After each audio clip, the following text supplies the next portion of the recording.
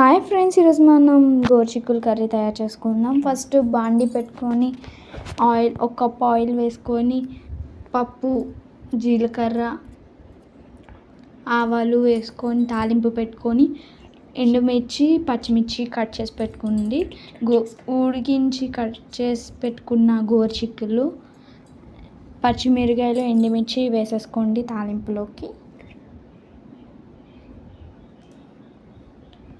ఇప్పుడు మనం గోరుచిక్కులు వేసేసుకుందాం.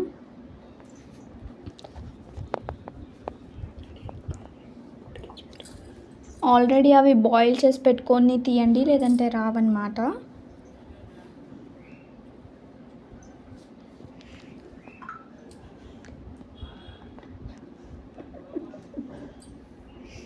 చిటికెడు ఉప్పు, చిటికెడు పసుపు వేసుకోండి.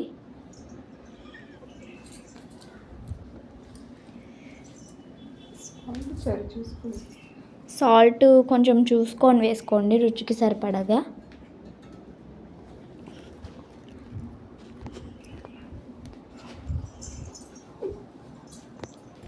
వీడియోలో చూపిస్తున్నట్టుగా అలా ఫ్రై చేసుకోండి.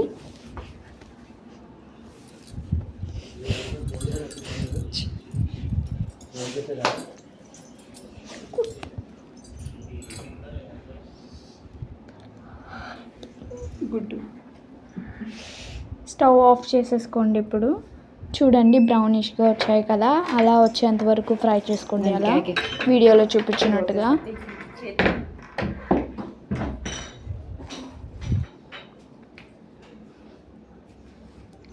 అంతేనండి, గోరుచిక్కుల కర్రీ రెడీ అయిపోయింది మనకి.